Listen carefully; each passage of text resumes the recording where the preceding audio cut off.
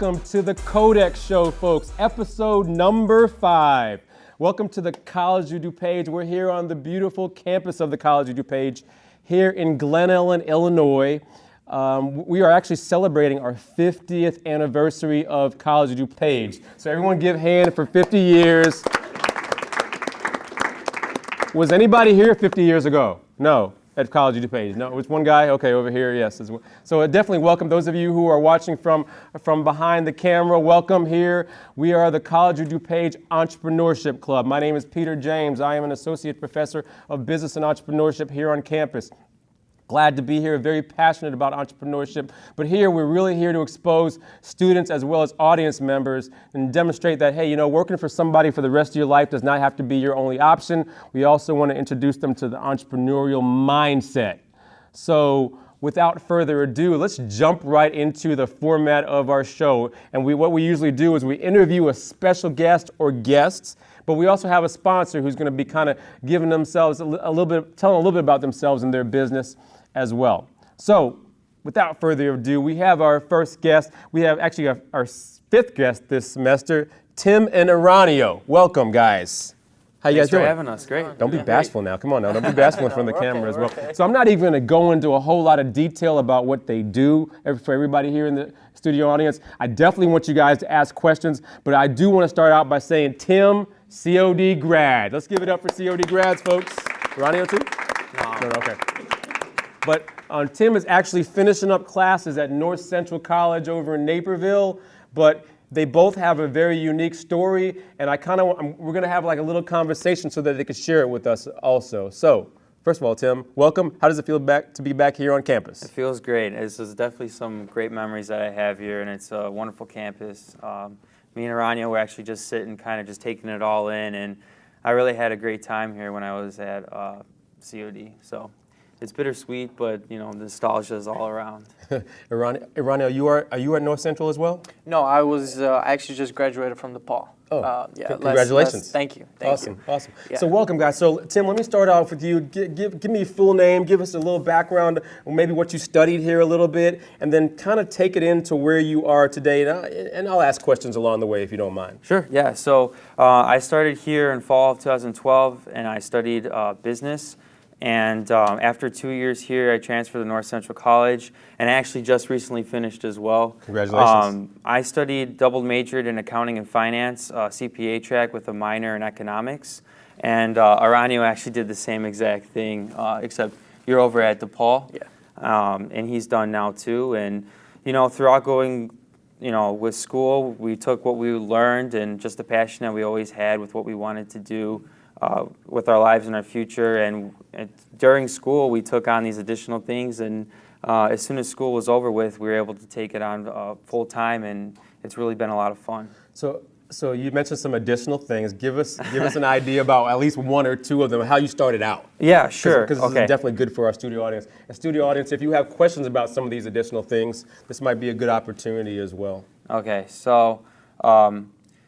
I don't know, it was about 2 years ago, me and Aranio, we just turned 21, and we were still in school at the time, but we decided to get our real estate license, and everybody thought we were crazy. They had no idea why we were getting our license while we were still studying for school, but we both did that. We went to school Monday through Friday, and then we sat in Saturday school every weekend, and early in the morning, and we finished and obtained our licenses, and then we signed on with the company.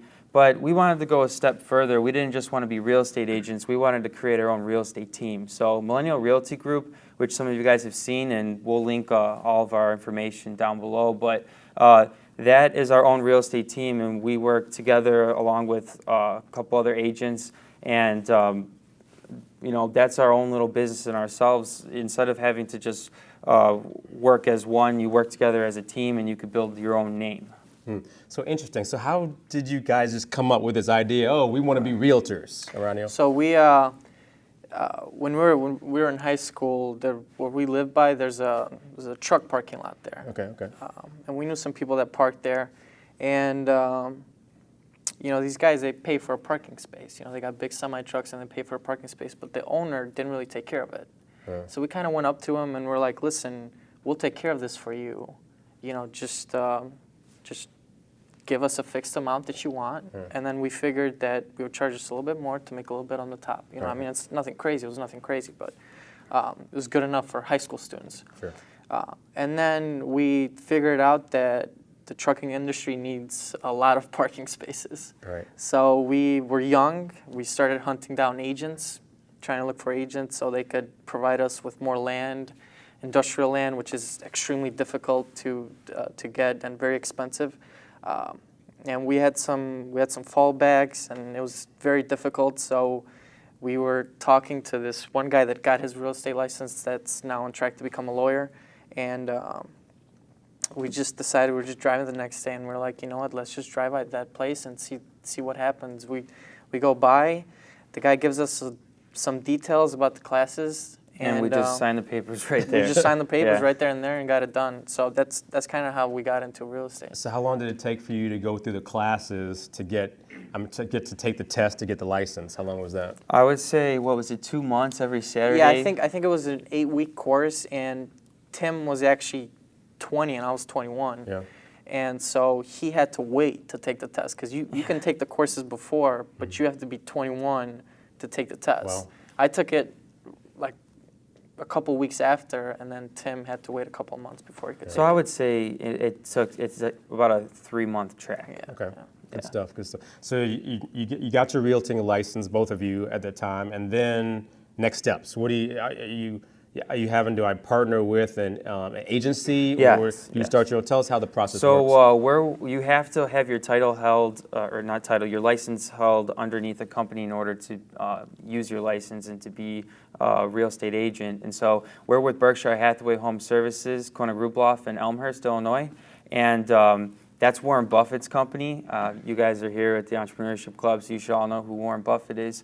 And it's a wonderful office. The atmosphere, they took us in because normally the real estate industry is a lot older crowd, but they know that we're the next generation coming up, and they're in open arms for whatever ideas and things that we would like to do.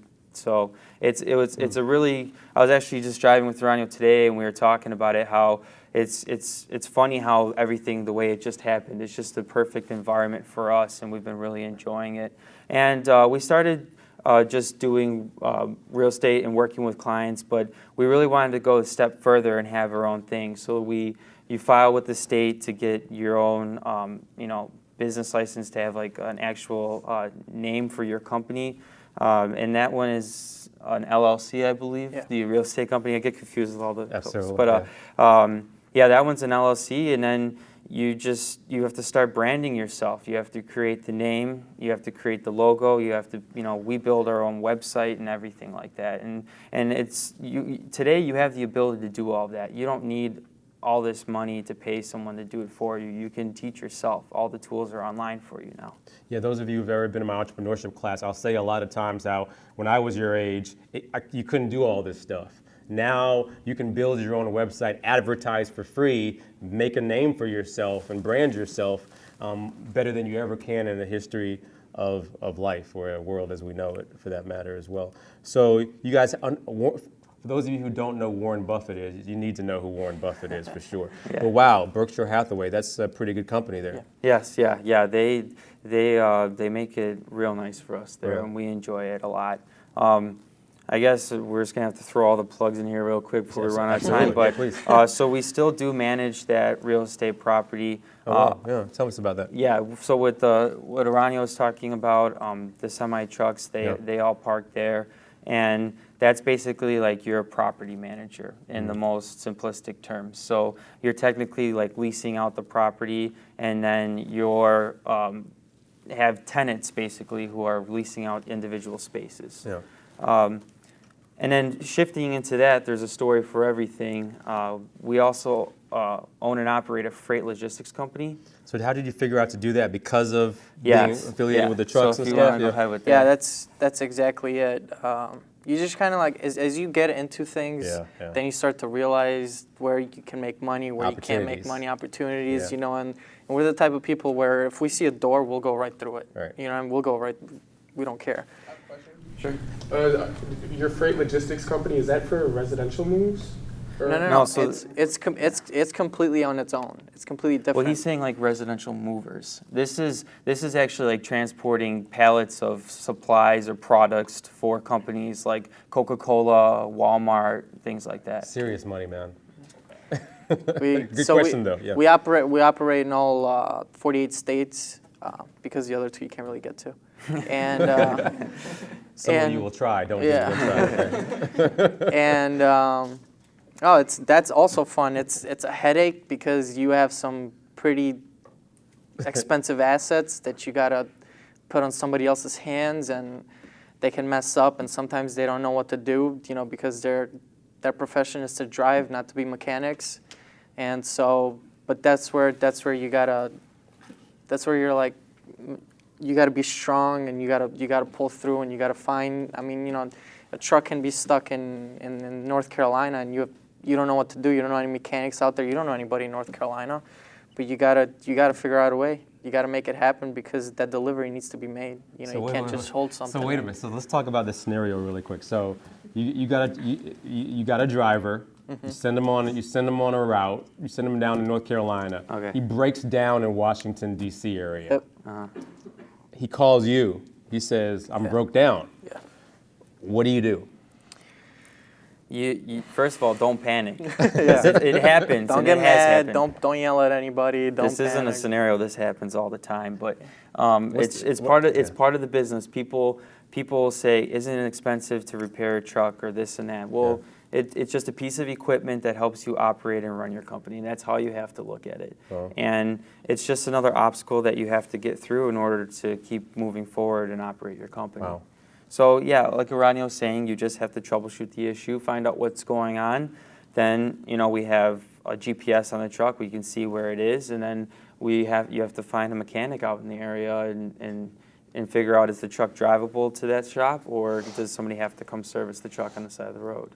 Do you ever have like replacement trucks that maybe have to come up? Is No, that we're even not. a possibility? It is, but we're not that big. I mean, we would need Yeah. to have like, you would need A to fleet have. of Yeah, trucks. you need to have a fleet, but you would have to have like a fleet in like South Carolina, where the guy, because it takes like Yeah. takes a pretty long time for it to get there.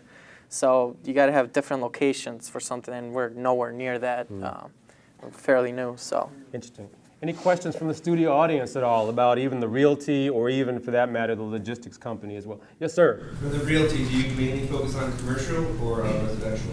So our main focus is on residential, but in beginning with the last 6 months, we've been actually taking on a lot of commercial opportunities as well, both storefront and warehouses. So it's really interesting to see the shift of where everything is headed.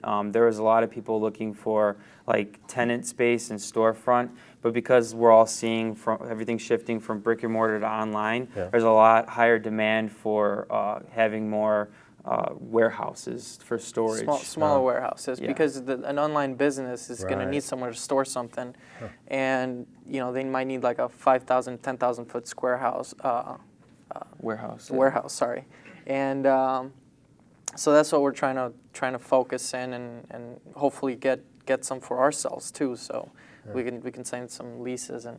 Yeah. So it's always an opportunity, huh? Yeah, Right. yeah, everything. Yeah, I you like gotta that, I look like at that. you gotta We- look at everything. We went Everything is into an real opportunity. estate with the fact that if we didn't make anything out of it, at least we were really good at buying our own house or our own commercial Right. property. Yeah. We can take advantage and be the ones, in charge of the transaction ourselves. Right. Good stuff. Good stuff. Good question. More questions from the studio audience at all? Anything? So once you get your real estate license, don't you?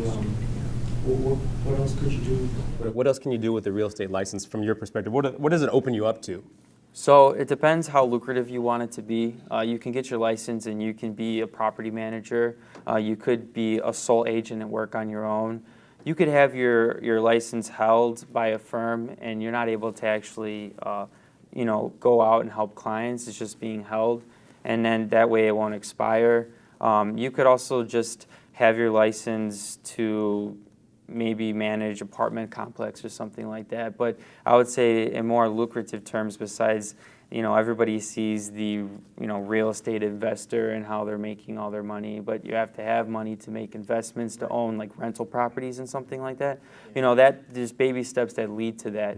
Initially, you can get your real estate license and you can just be a broker. Right. And I don't say just be, because that's exactly what we are. We are brokers, but we've created our own team because we're creating a brand name instead of just being an agent.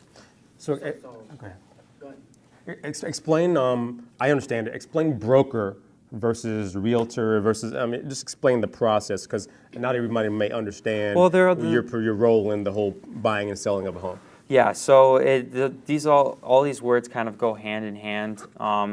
If you're helping someone sell a house, that's you're being a realtor, or real estate agent, or broker. So it's all just an interchange of words, I guess. Yeah. The correct term is realtor. Yeah, realtor is what And you then, go by. That's the professional term. That's so next to your name, that's what you would have. And then real estate broker, real estate agent, broker. That's just what general public uses. Yeah. Okay. Yes, sir. How do you guys acquire your clients in the real estate industry? Yeah.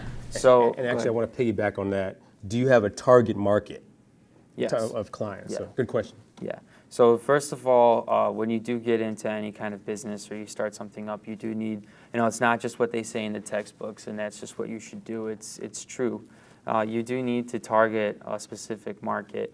And we found that we have the ability and expertise to work with any demographic, but we find that we can cater better towards people in our age group, a millennial generation, and slightly I guess a little bit older than that, because we can relate to them. We can use the technology that's available to us that our clients would be using, and we can help them better understand the first home buying process, because it's confusing at first, or your first rental, or if you're just starting to move out or something like that. That's where we find that we're targeting and is most successful for us, because there's just that connection that's there. There's like a just a given trust, because you can relate to each other because you are the same generation.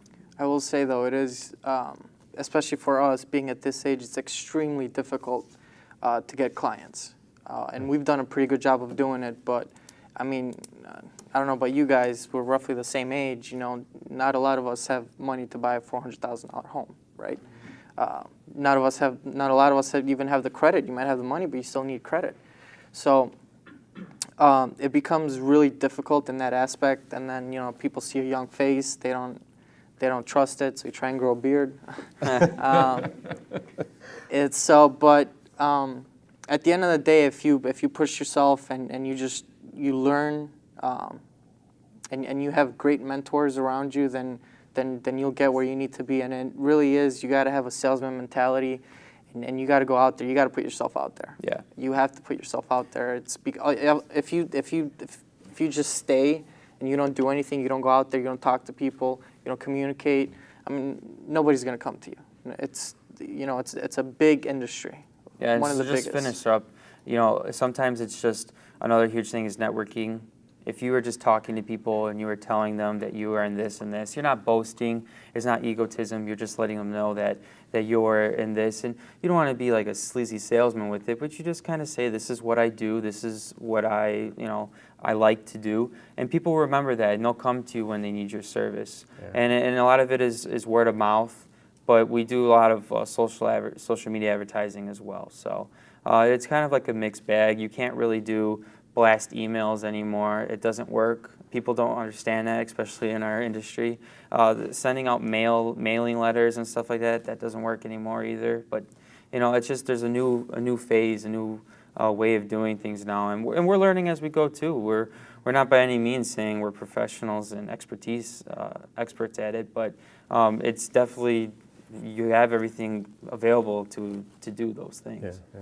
One of the things that you said was having a good network, having advisors around you who kind of help you out along the way. Tell us about who those are for you both, if you don't mind, right now. Right. So for both of us, just to start off with, the people that we leased the land from were actually our first. Well, your first are always your parents, whether it's your mom, your dad, or other close relatives that believe in you.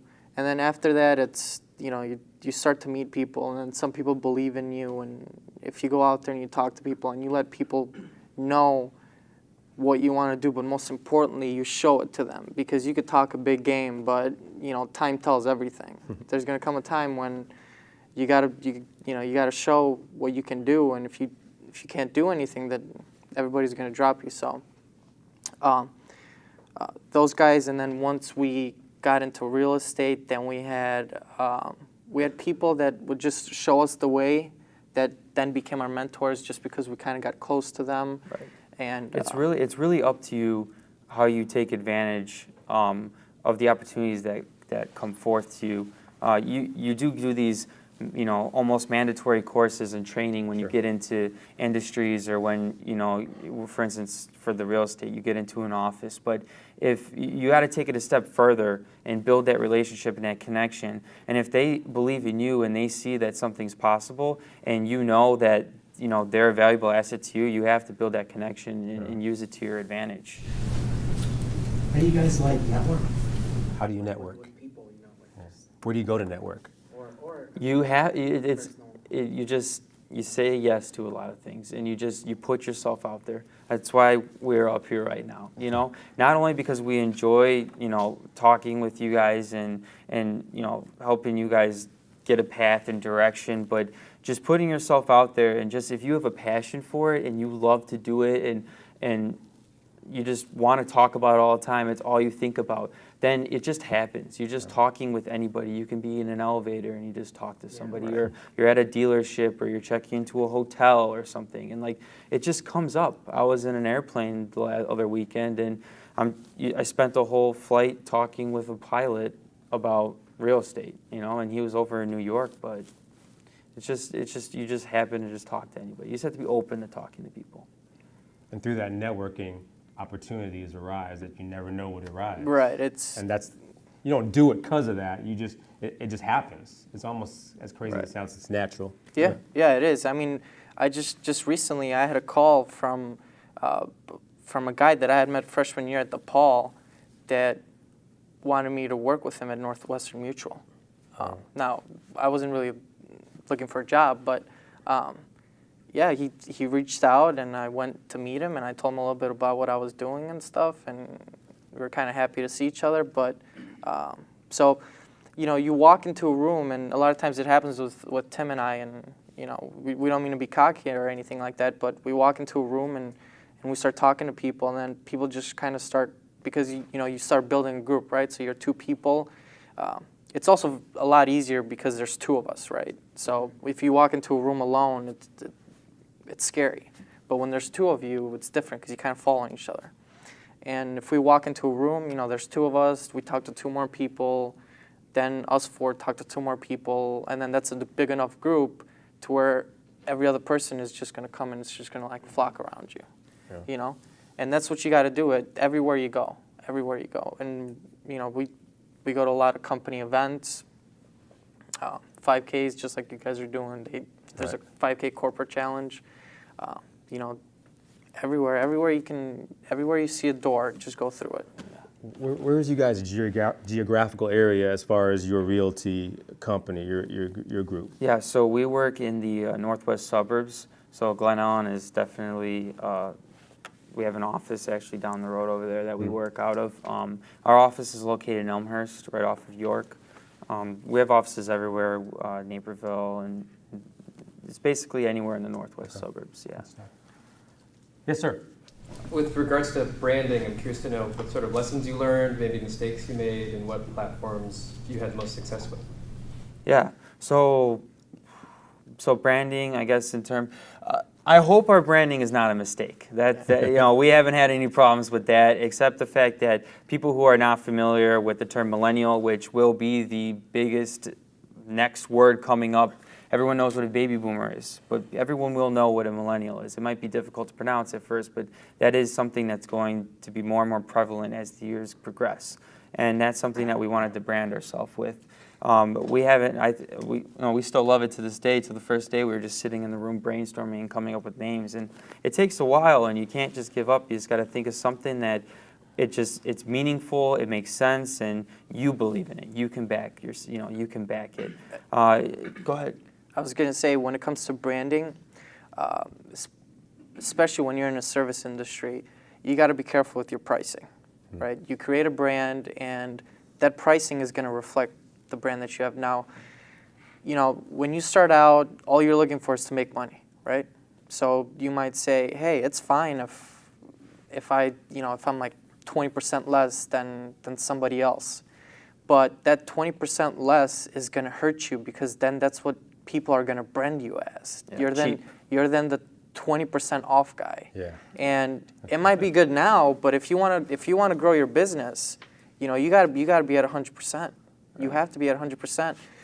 Apple doesn't charge less than the next guy. You know what I mean? They charge a lot of money. They know because it comes with their brand. And they didn't. It's not like Apple started off selling, iPods 50% off. No, they started selling them off at full price, and people were like, "Oh my God, these are expensive," but people still bought them, right? So we almost made that mistake, but because of our mentors, we didn't. Yeah, they stop you. One last thing I would say, something to avoid, is you just have to be genuine and real, and you have to be truthful right out the gate. Unfortunately, with our generation, you see all these online marketers, and they're renting out expensive cars, and they're sitting on them and taking pictures, and they're making all this money online, Like, what are we doing wrong? But you can't pretend to be something, because you'll get sniffed out real quickly. And I think that that's really important, to be honest and truthful with your clients or with anything that you're doing, even in your personal life, because people really value that in this day and age, is to be honest and truthful with everyone else that you're working with. And that's long term. That's going to last you long term, and that's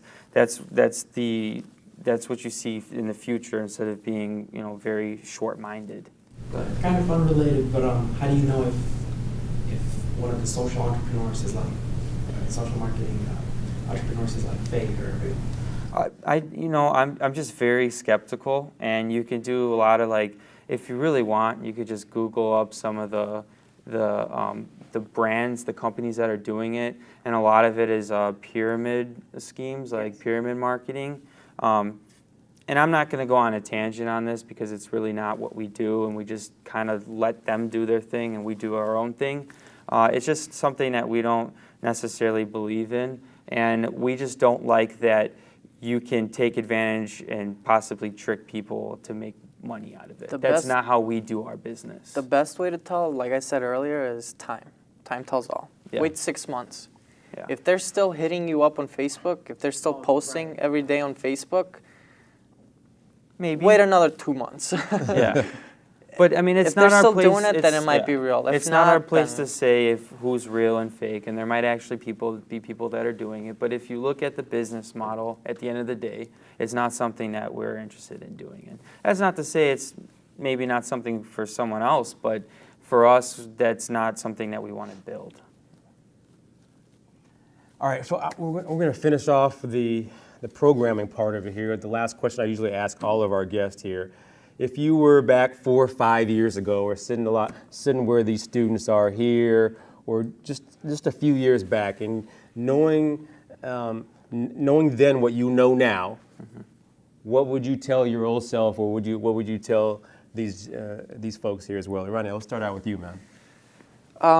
If you have a job, keep that money. Don't spend it. Don't spend that money. Keep it.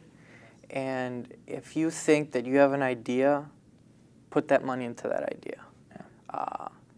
We started out pretty soon with that. We both started working really young. I started working when I was 16, and why we were able to purchase some of the assets that we have is because I saved a lot of money. I didn't go out. I was home by 11 when I was in high school every night. So save your money. That's what I would tell myself. I would tell myself to save a little bit more money, because it's not enough. It's never enough. And try and get into something young, even younger than we did. even younger than we did. It's scary, but you know what? It's fine. Nothing's gonna happen. You look back at it, and it's just like it was just another day. We've had some pretty rough times as far as business goes, and as long as you have a house or a bed or just a blanket, you'll be fine. You'll be fine. You know, seriously, so just start out young. Yeah. Start out young. I would say that if you have any sort of idea or ambition with something that you want to do and you think it can be something and materialize, I would just go for it. Because once you get started, once you get into something, then there's a lot of different opportunities and routes that sprout out from that, and then you can work off of that and try something else and then something else. Sometimes we go into something and we end up going a completely different track than we originally thought we were going to do, and sometimes it's for the better. And once you get into something, just all the opportunities are available to you. There's something that we're working on trying to launch right now. It's a aerial drone company, and you're in the real estate industry, and you realize that that's another service that's needed, and that's something that's becoming really big and popular right now. So we want to start doing drone cinematography and photography of aerial of houses, and they actually even have some really nice drone footage of the campus here. But you know, that's something else, and who would have ever thought something like that would happen? So you just have to get started, and opportunity will come from that. Absolutely. And the road's not always easy. It's not always smooth, but starting out early puts you almost ahead of your competition to a certain extent. So that's kind of cool. So folks, let's give our guest a hand. And this has been a great session. Thank you all for your undivided attention. I would like to thank Eranio and Tim for your time today, lending your advice and even your story out with us. Truly, truly appreciate it.